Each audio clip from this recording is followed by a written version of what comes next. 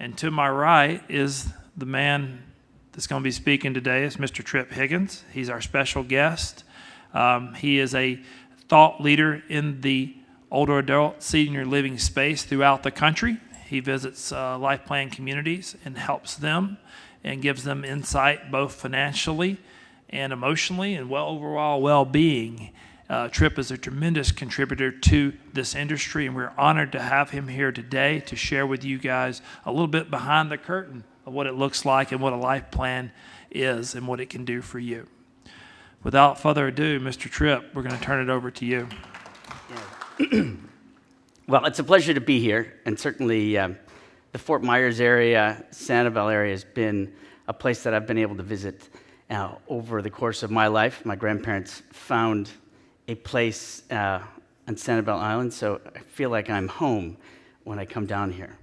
And certainly being at Cypress Cove and working with this team is a pleasure for me. So with that, we'll start our presentation, choosing a retirement community. And I'll start with a question. Have you ever, been to a place or had an experience where it was sort of powerful and you knew something good was going to happen? Similar to sort of love at first sight, or maybe it's opening day of your favorite baseball team or football game, or maybe it was when you walked into Cypress Cove today. Anybody have a show of hands? Was it Cypress Cove today, or was it love at first sight? Baseball? No? Yeah, but you get the feeling, and certainly being able to walk into communities is important, to feel that energy, see how you're greeted, look at how people are reacting and connecting to you. Yeah, to give you a little history, I started in senior living officially in 2009, coming from an industrial sales background. My life transition happened with my wife's third breast cancer diagnosis. We were fortunate enough to have miracle identical twin boys that are now 20. And I'd stopped working my job that I was traveling quite a bit to be with my wife through her treatments. And the community similar to this outside of Buffalo, New York, where I'm from, I knew a couple of board members, and I was presented with an opportunity to take over their sales and marketing. Little did I know that they had just opened at the end of 2007, so you can imagine the economic times were a little unknown, a little tough, possibly similar to what we're experiencing a little bit right now, but ultimately the financial plan of a community like this shines in those moments. 6 months into my tenure, my wife passed, so my boys and I then became the true beneficiaries of what makes campuses like this special. Outside of the financial piece, it truly is the community and the people and the ability to live, discover, share, celebrate life. It was pretty amazing, to the point where there was a space in the community that was a parking garage for scooters and walkers and people that might have needed a little extra assistance right next to the dining room. And I looked at that space and I was like, this is an amazing 25-foot wall, 10-foot wall, 12-foot wall. It was a shape that I don't think we have a name for, but it was pretty amazing. And I had come in with all sorts of ideas and said, let's just be a great gallery. And of course, the executive team was like, well, what do you know about galleries? It's like, really nothing, just a strong liberal arts education. So we had a lot of art. And I know a lot of artists, and I think this would be amazing. It was shortly after my wife had passed that the board and the community raised the funds and said, if you don't mind, we'd love to create this gallery and dedicate it to your late wife. So outside of my duties of helping bring people in and get excited about Fox Run, it was about being a curator of a gallery, which then turned out to be sort of a hallmark of my time there, to be able to give people hope and give opportunities. And that's what everybody here, it is about options and opportunities. So hopefully today, as we go through this, I will make those a little bit more understandable. Next slide. If we do talk about finances or dollars, I'm not a financial advisor, nor your CPA. We do recommend that you go visit and talk with those people. We actually had dinner with a group of financial planners last night that got a much better understanding of how this model can work for their clients. So making your retirement, making the right retirement choice for yourself. What we do know is this is the housing, healthcare, financial decision all wrapped up into one. And what's fascinating is everyone has their own situation, their own challenges.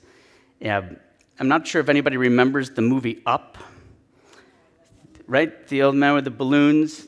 And what a story. It came out in 2009, so it's fascinating. When I lost my wife, it had just hit the movie theaters. And it's an amazing movie. If you haven't seen it, it's worth a view. Life's about the spirit of adventure, right? It's not necessarily your destination. But there's a scene early on where the gentleman with the balloons is a young man, and he's just watched his hero in the movie theaters. And he leaves the movie theater, and the movie voice is playing, and he's going to go jump the Grand Canyon. But it's a crack in the sidewalk. And then he's going to go climb Mount Everest, and it's a tree stump. And what that meant to me is everyone's challenges are their own. We all deal with something different. It's all unique to us. But luckily, a team at Cypress Cove are your experts to get you, over the Grand Canyon. And they're your Sherpas to get you safely to the summit of Mount Everest. So taking those challenges and making them much more manageable. And that's the hallmark of a great organization and a great team, of when you can come in and talk to your salesperson and they become that advisor.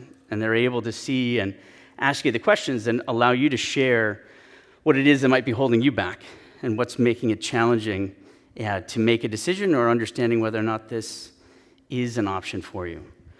So we're fortunate to have great people here that can do that for you. So in giving you and walking through some more of the options, is anybody from the Northeast originally? Show of hands. Does anybody remember the Sims department stores? Cy Sims? His famous line was, "An educated consumer is his best customer." If you remember, his store was full of suits and women's wear that were made at the same places as the fashion designer brands, but his were not. So instead of paying $1,000, you could pay $200 for his and get the same quality.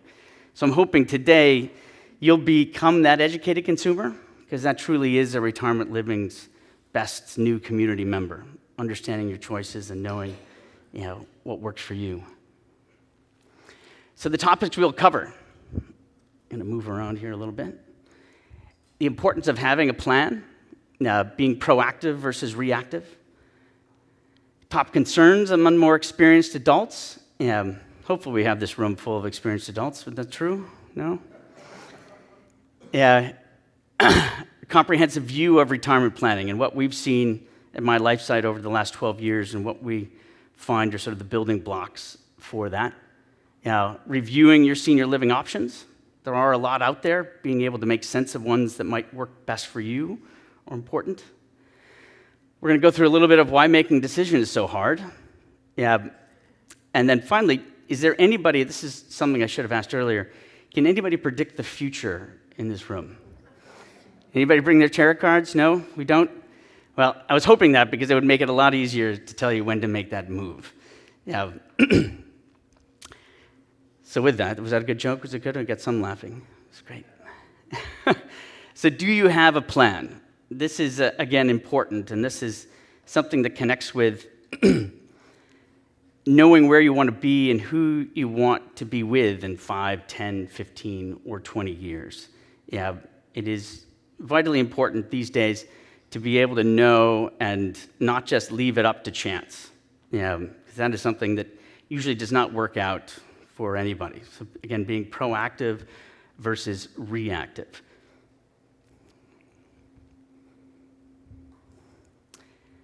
Yogi Berra says it best, if you don't know where you're going, you'll end up someplace else.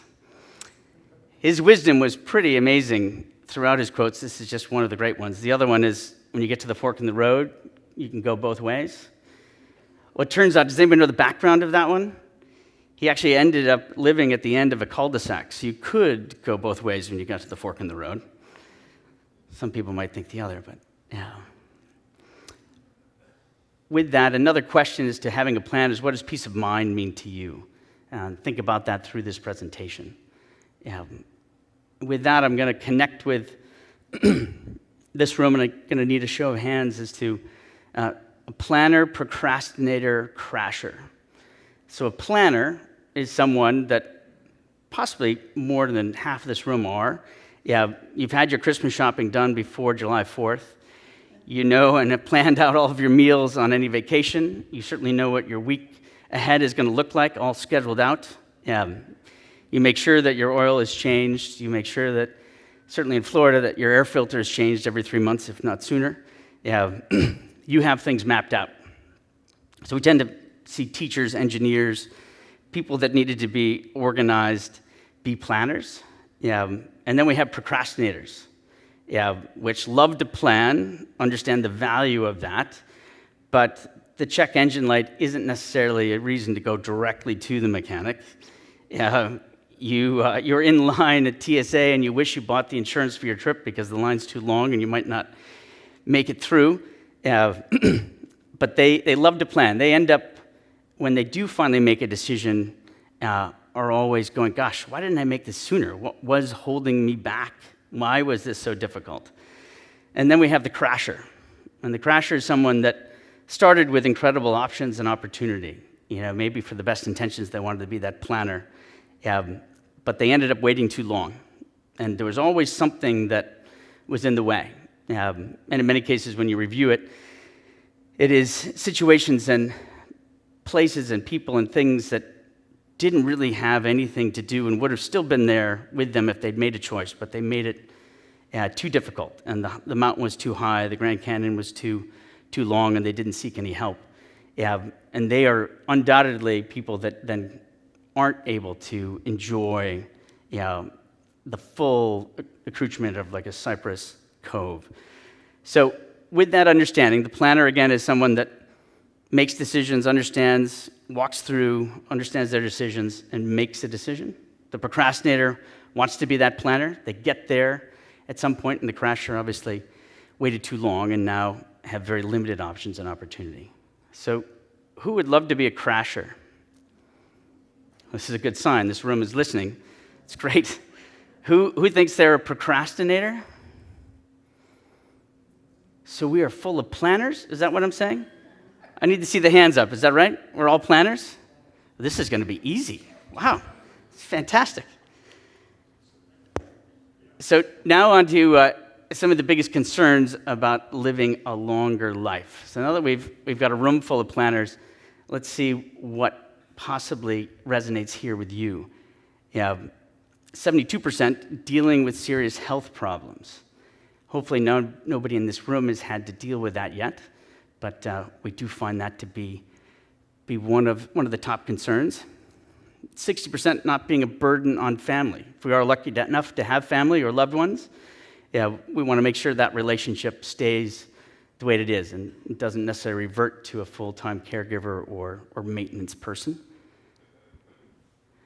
47% running out of money to live comfortably. We find that this is possibly actually the number one, but people are just reluctant to talk about it. And certainly the tools that we've developed too, and we'll connect to that a little bit later in this call, is about understanding financial hesitancy and making sure that that's not a part of the barriers that might be in front of you. 26% being lonely. Now, who during COVID, this was a great understanding, who would get excited if they saw the UPS truck or Amazon truck driving down the street? That was the highlight of everyone's day. My gosh, wait a second, there's something out there. We did learn about what loneliness was, and hopefully it strengthened all of your relationships, because sometimes it did not. 21% not having a purpose.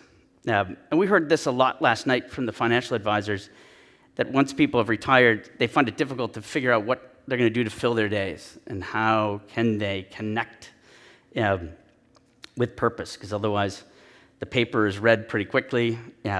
You are planning how long it's going to take to finish your coffee, right? We're trying to figure out how do I make this day worthwhile? Well, certainly at retirement communities, that is not a problem. I always joke that the one word you'll need to learn how to say, and say with conviction, is no. because you'll have so much to do here, you could be up 24/7 just saying yes to everything. So you do need to realize, okay, there's only 24 hours. I do need sleep for 8. So there are some things I'm going to have to say no to. And then finally, 13% not having anything to leave to loved ones. And this is an interesting one because you can kind of unpack this in a number of different ways, where it could be dollars, or ultimately, I think what's best is leaving family and loved ones with shared experiences and doing and being active and engaged. Communities like this allow that to happen without having the burdens of healthcare and the work and worry, because so much is taken care of that you are able to really leave a legacy of shared experiences that I think are more important than anything else for your kids, grandkids, great-grandkids, or any other loved ones that you are part of. Communities like this do an excellent job of it, and I've seen examples of it in the last 2 days that I've stayed here, so it is fun to watch. Anybody resonate with any of these before I skip through it? Great. Are we all on a sugar? Did anybody have the cinnamon muffin? Was that pretty good? Did I feel like the sugar crash? No, we're good. So a comprehensive view of retirement planning. So this is what we have looked at and understand to be some of the important parts of it. So first, our finances. And the wonderful thing about finances, it does give you some options and opportunity. Many people look at that investment, don't necessarily understand what it all means. So the team here can walk you through that. But what I've found is no matter how much money you have, let's say you were to take it all out of the bank and sell everything you had and make a big pile of cash, it's great, it can keep you warm, but if the wind blows, parts of it are going to go away. If it rains, you're going to lose a lot of that insulation, and it really doesn't do it for you. So you need to invest in yourself and in your community and your spaces and in the people that you want around you to make sure that you can make the most of your finances.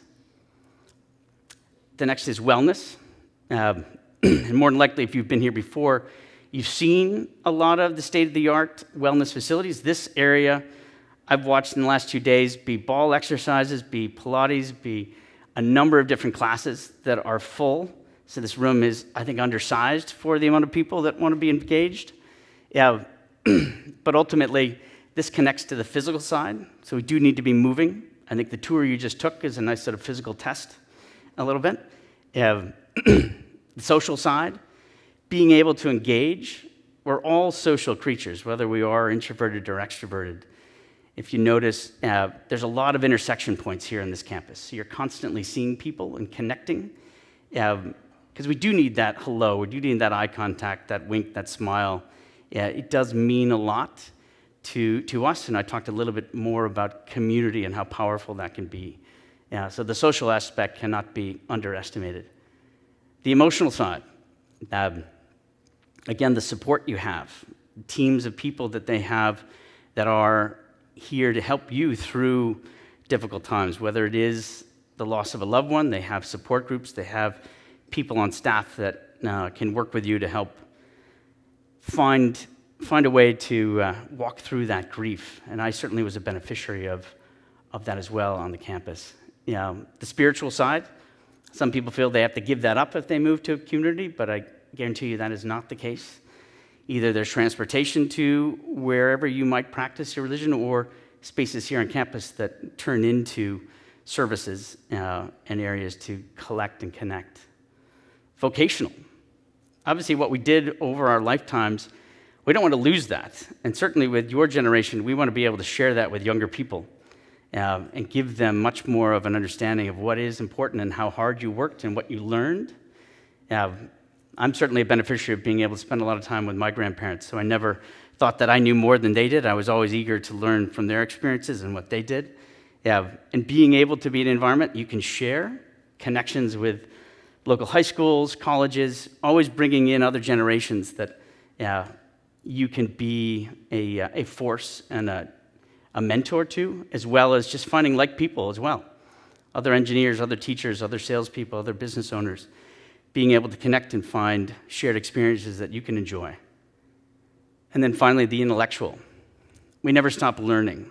And that is a beautiful thing that you will constantly see with the 100+ events that are here every day. there will always be educational content throughout the day that you can enjoy and be a part of, and finally fill up that day with meaningful shared experiences. The next, managing health events.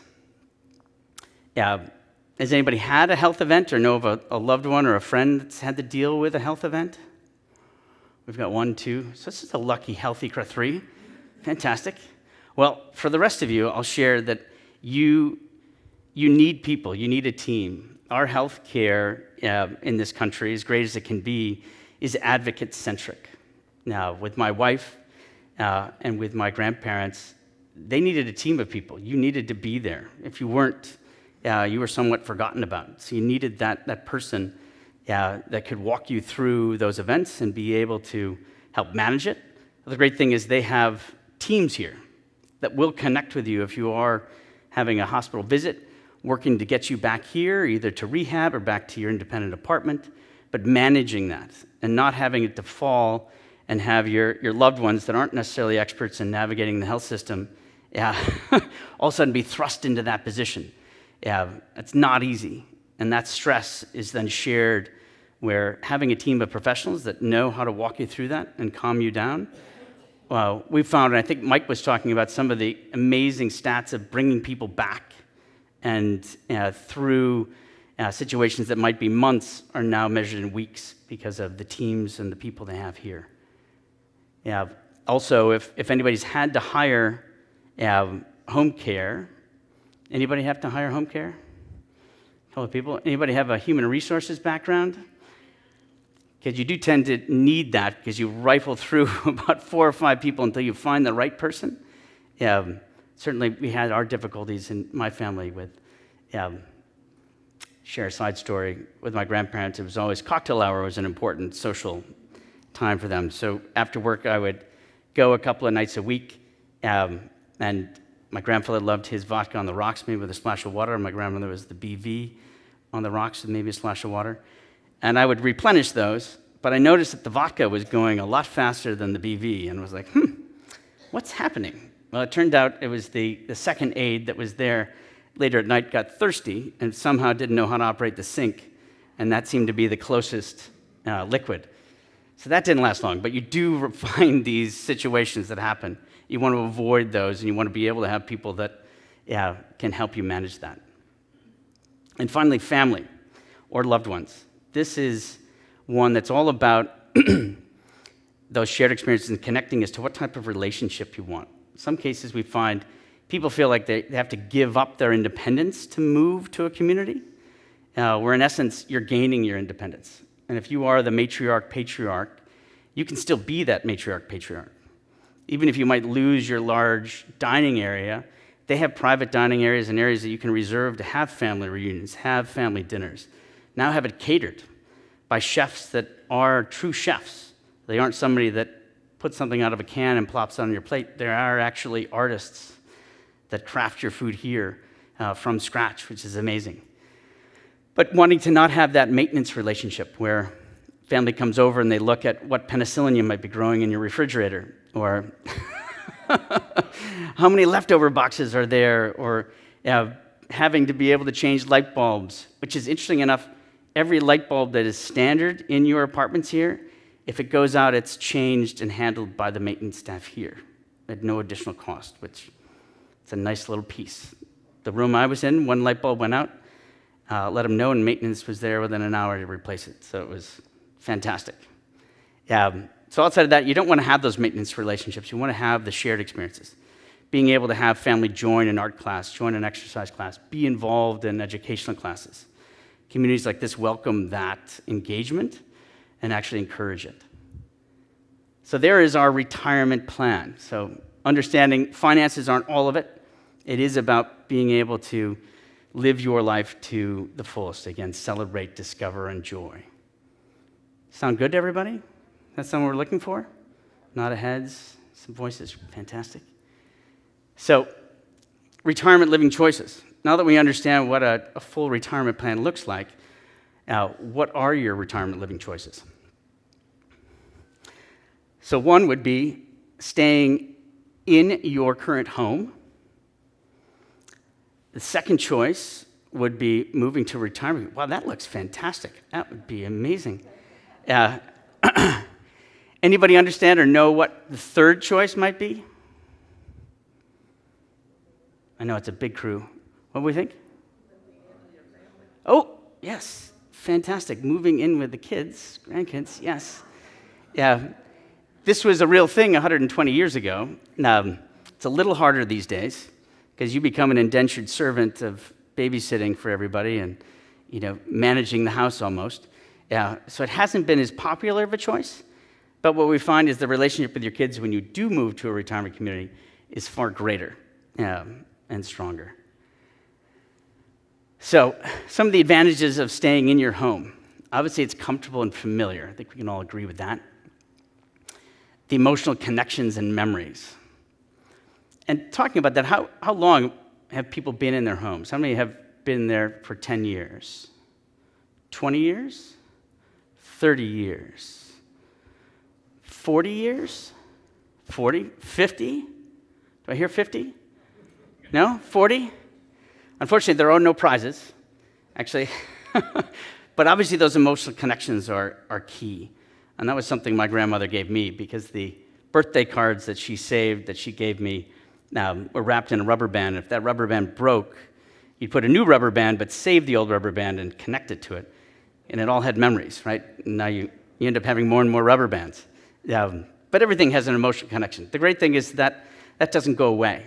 There are amazing apps these days where you can take pictures of family heirlooms, give your story, and be able to share it. But ultimately, we realize that it isn't our stuff that makes life worth living. It is that feeling of going to a nice hotel room where you have nothing but what is there and in your bag, and you feel free. You're like, wow, I do some of my best work when I'm at a hotel room. I'm like, there is nothing to distract me. I am focused. Less expensive. Maybe. We'll get into this in a little bit. Avoiding the hassle of moving. This seems to be a big one. Yeah. Well, there's a whole cottage industry that manages all of this. Cypress is involved with a great group that will handle almost all of it and ends up being much less of that Mount Everest or Grand Canyon than you think it is. Yeah, and it becomes incredibly empowering when you can walk through with somebody that is understanding and appreciative. Last week, has anybody seen the show Hoarders on television? Kind of crazy. So I was with that gentleman last week and had dinner with him, spent the day chatting about how he got into that industry and how he's helped thousands of people with that move and how to move through it. And it's pretty amazing how he walks through, and this is what teams across the country do, of honoring all of what you have and then being able to pick what is most important and then having that be what you travel with, which is amazing. So that move is not as big of a hassle as you might think it is, especially when you have a team managing and walking you through it. It actually becomes an enjoyable experience because you're now sharing the stories of items that otherwise might not have ever been understood by any other loved ones. Loved ones then are more than willing to possibly take on some of that. And then maintaining the sense of independence. Does anybody think they might lose independence if they move to a retirement community? We won't hold it against you if you do. It's fun.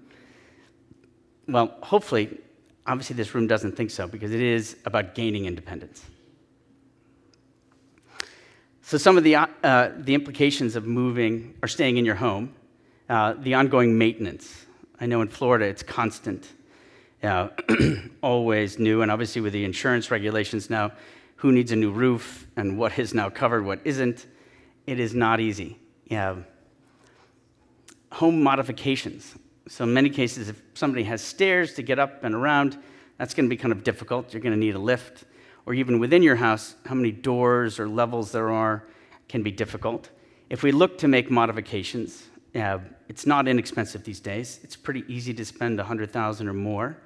And what we've found is your primary asset of that home can be affected by whatever you invest in it to modify it to make it more friendly for wheelchairs or walkers or bring your bathroom into your primary floor actually affects the value of that home, anywhere from 3 to 4 times whatever you invested in it. So be cautious if you are looking at that road, and make sure don't make some of those mistakes. The loneliness and maintaining purpose. I think we did realize that earlier on, where it does become a little bit lonely. We are sort of losing some of the neighborhood. And I look at it, and I'm actually somewhat experiencing this where I've lived for the last 23 years, is that when you don't recognize half the families that come to your door for Halloween, you're like, who are they? Like, did they bus people in? Because I don't recognize anybody. It's one of those, you might be the oldest ones on the block if that's the case. Dietary habits. Who enjoys cooking every day? Well, that is a resounding no. There's one person who was sort of a light, not a really big hand. Yep. Obviously difficult. I'm now with my boys in college, home alone, and trying to plan meals and make something that is nutritious and works is not easy. I wish it's always nicer when you have a couple of other people or somebody's coming over. There's more purpose. Well, the great thing here, you're enjoying some of the food, but I would certainly encourage you to try and take anybody up on the dining experiences, whether it's dinner or lunch. It is fantastic. And the venues now that have been updated, it's like you're walking into your favorite restaurant that everybody can't get a reservation at, but yet you have a standing reservation. It's that amazing. To obviously delaying that move, and obviously with that, we become more of the crasher than the planner. In-home care, we chatted about this a little bit earlier as to how difficult that can be to manage, to hire, to find the right person. The beautiful thing is communities like this have the people that, and I was just talking to Drummond, who's the head of human resources, about their hiring practices. And they really focus on that person with empathy and the connection that they have and the willingness to help. If you ever see somebody on a tour that's walking and doesn't be affected by someone that might need something, he more than likely triggers, like, this might not be the person. But the person that does go and wants to help are the hires that they have. And luckily, they've been able to be here for 26 years and have a reputation and attract that type of person. And obviously, being a burden on the family. We all know family or loved ones. Now, we want to be able to have shared experiences, not have a maintenance relationship. Everybody following me so far? Riveted? Walking away educated? Yes, we're good. We're on that. Perfect. Comparing retirement living options. So, with this, you're going to see the line at the bottom says no help needed. In the middle, some help needed. And finally, 24-hour care. So, very popular here, and possibly many people do live in a 55-plus community. Does anybody live in a 55-plus community now? We've got a couple of people. They've done a pretty nice job lately. They've expanded. They've created more sort of common areas and attract and have more of a social schedule, which is great. I think they're an amazing addition. However, we do other have rental and independent communities that have a little bit more care. So they offer some help. The 55-plus communities, you're on your own. And in many cases, they frown upon if somebody does need more help. So the rental or independent plus communities do offer a bit of that, whether it's in-house or they just facilitate a little bit and welcome it, not necessarily frown upon it. But inevitably, within this room, some of the stats are that 70% of you, or even over, will need some sort of further care. And I don't know if anybody are big gamblers here, but I don't want to be in that 30% saying that nothing will happen to me. I'd rather plan to be part of that 70%. And with that, a move to assisted living is a part of that. Also then, a move to skilled nursing. All of these are decisions, and I think it's hard enough to make a decision, let alone 4. And ultimately, if anybody's been in a situation where a loved one is coming out of the hospital, but they can't go home, they need assisted living, the system works where they ask you where you want to go. And you're like, well, I'm not sure. Do you have a suggestion? I'm like, yes, here's a sheet. It's usually been copied 14,000 times. It's a little crooked, and it's somewhat hard to read. But you do recognize a couple of the names, and you go down that list, and the first one is full. The second one is full. The third one is too far away. The fourth one is full. And then you get into the fifth and sixth, and you're like, gosh, is this where I want to be? Like, how far away is it? Is it convenient? And then you go to visit, and you're going, this is not where I'd want to put anybody. And that's the problem, is that a lot of these communities are full, so you don't have options and opportunity. You are at the mercy of the system. The beautiful thing with a life plan community is all of that is on one campus. And with a contract, you are guaranteed care on that campus and with the people that know you. Because one of the most important pieces is they do get to know you. You are just not room 262 that I'm in. You are Jill and John Smith that are in 262. And right across the street are Sarah and John Jones that, share the love of dogs. I mean, it's amazing. And people then understand your favorite meals, favorite colors. They get to know your family. That means a whole lot when you need to eventually look at further care. Whether you're a couple and one person needs more care than the other, you are now still on the same campus, still able to enjoy dinners and independence, but you know that your loved one needs a little bit more care and that is taken care of, and you are not separated. You are not worrying about transportation. You can see that person as many times as you want during the day and spend the vast majority of it with them.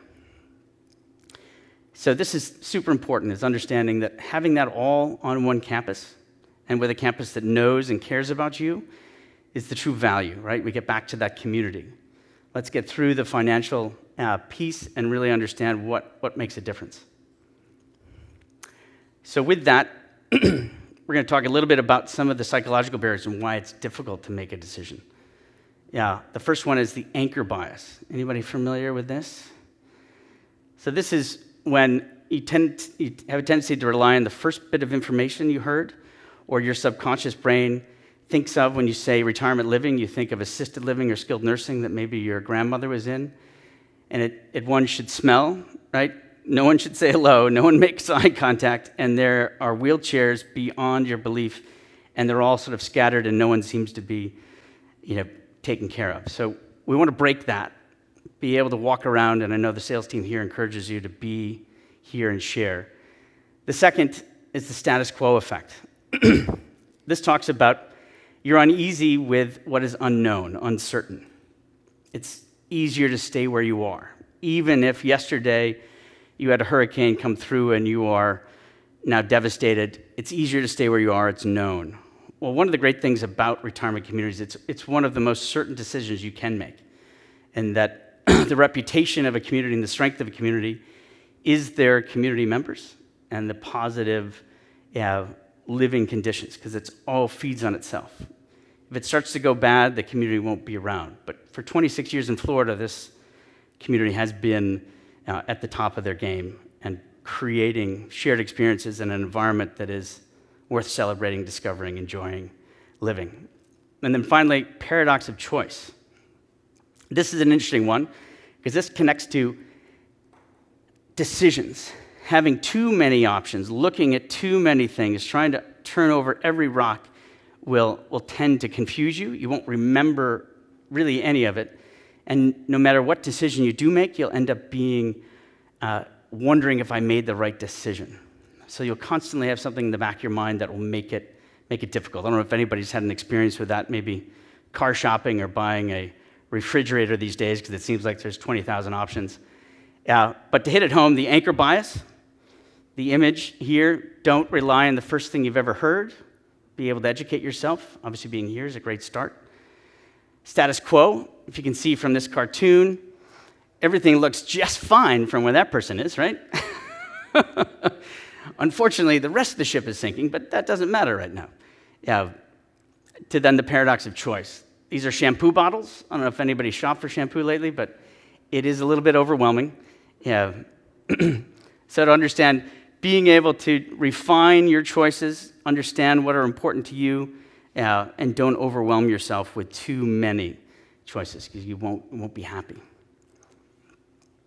So with that, as we're speeding through, we get to run through a money gauge assessment. And let's see if Tyler has taught me. I got to click on it, right, Tyler? Tiger? Sorry. Alt-tab. Here we go. So what we're looking at here is our money gauge. This is sitting on the Cypress Cove website. This is designed from the hundreds of thousands of people that we have had come to our website and talk about financial hesitancy and talk about one of the reasons they're not looking and exploring. Now, this tool is backed up with 4 different price options from Cypress Cove. We have life tables. In the back end, we have economic assumptions. We have designed this to give you a really good idea based on your finances what will work for you. So I'm going through this. None of this information is shared outside of the Cypress Cove team. We'll close out of this, and we're going to start with a couple. So I know this is going to be part of your package. It's going to be in a QR code that you can work with. And we're going to ask for your age. I'm going to pick 78, if I can see, and 80 for the second person. I don't think anybody's realizing how difficult it is to work from a mouse from a pad here to look up there. It's not easy. Anyways, we will hit the next button, and now we're looking to look at a home value. We have these ranges here so that no one gets stuck on a specific price. And I'm going to work with $750,000 for a home. Obviously, you can have less, more, but this is a range that I'm going to pick today. And then I'm going to look at retirement accounts. This is savings, assets, stocks, bonds, just a rough estimate. Again, this information isn't shared. And we're going to go with just over $2 million. The next question will be Social Security. We're going to have the first person at $2,250, second person, we're going to be 22. Next question will be about pensions. We're going to say that this couple does not have a pension. But again, this is all specific to you. From here, we're going to look at other passive sources of income, whether you have rental properties or not. I'm going to go with no.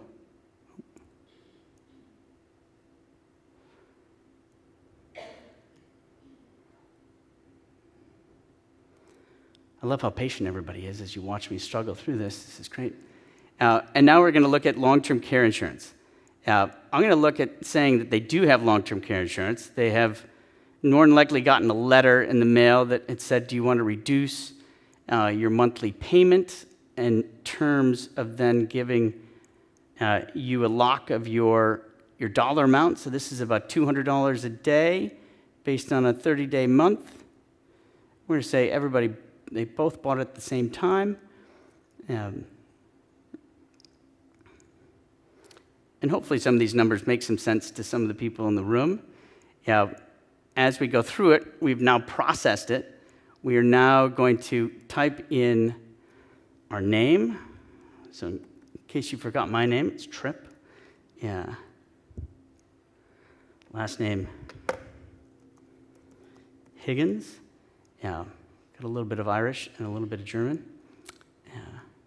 I'm not going to correct that H. We're going to go with my email address.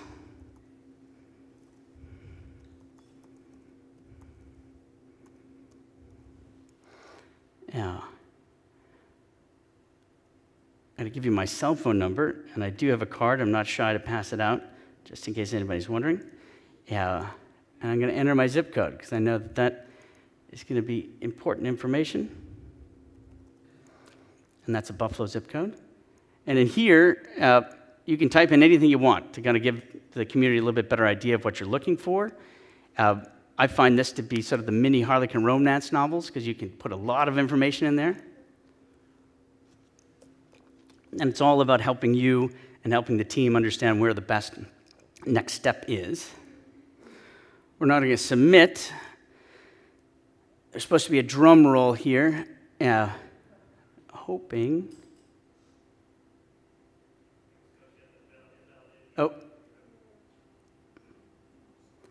Interesting. Is it because it's on cap locks, maybe?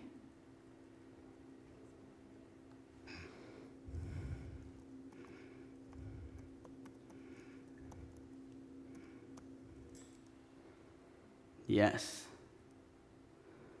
So now we're submitting. Thank you, Mike. Appreciate that. It's teamwork. And then here is the result. So we're looking at 1-bedroom, 2-bedroom, 2-bedroom with den, which I'm staying in actually currently right now, to the 2-bedroom den villa. Does anybody have any questions on these gauges? Do we understand green means go, right? Great. Yeah, so this is a great gauge and a wonderful way to at least start the journey. Again, these results are preliminary. Maybe not all the answers were pertinent, but ultimately this is a great way to start to understand options and opportunity. You can then get into more detailed conversations as to the type of plans that Cypress Cove offers and the options of different size apartments and what those monthly service rates are going to be. But we found this to be a fantastic way to kind of start your journey and to move forward and know that there are options and opportunity.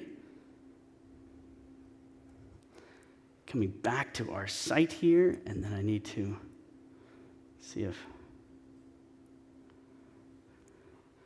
Oh, Tiger, it worked. There's a gentleman back there that's helped me here. Yeah. So outside of all that, understanding affordability, understanding your retirement plan, being able to be a planner, one of the other common aspects and benefits of life plan communities is there is a health evaluation, so we want to be able to do that sooner rather than later. There is a financial evaluation, which we just went through a cursory one. One of the other great pieces to it is that your monthly service rate and a portion of your entry fee can be tax deductions. On average, I think it's 30% of your monthly service rate can be used, talking to your tax advisor, as a deduction if you itemize your taxes, and there will be a portion of that entry fee, which could be huge benefits. One of the community members that I was with, I asked him what it meant. And he said, well, I've always wanted a BMW. And he's like, this is the opportunity where this has now sort of found money for me that I can not feel guilty and buy that car that I've always wanted. So it can be meaningful. Obviously, everyone, finances are their own. But the other most important piece here is the guaranteed care for life. So once you are accepted through your health and financial evaluation, you now have an opportunity to move to a community that if you run out of money, and this isn't that you've bet on the Bills to win the Super Bowl, it is about not giving away, but if your finances are to deplete to a point where you're not able to pay your monthly service rate, you are not being kicked out. And that is huge, because ultimately, other communities and other like places that seem to look and feel the same don't have that guarantee. If you are to run out of money, you are now kicked out someplace else. And certainly, the uncertainty of Medicaid right now, that's not a great thing. We want to be able to make sure that when you do make a decision, that it is going to be there for you for as long as you're here. So hopefully what peace of mind means to you is a little clearer. Hopefully you know what the start of your plan might look like.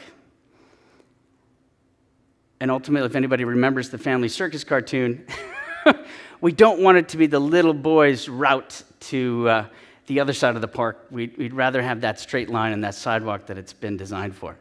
I've always loved these. I don't see them in many newspapers anymore, but this was a fantastic view of how confusing it can be before you came here. And obviously, with a show of hands, how many people feel it now is a straight path with very few obstacles? I was hoping for everybody. Do we need a little more encouragement? I think we're good. Great. Awesome. Yeah. So with that, we're at the end of our presentation. This is a gentleman that was at one of our first talks, was by himself, but he found that community was that value. and that he now considers the community he's at and his new friends to be part of his family. This is an important message again. It is about community, it is about the environment, the people surrounding you, to be able to make sure you can live, discover, celebrate, enjoy. Everybody's going to be dreaming about that tonight, just to let you know. So with that, thank you.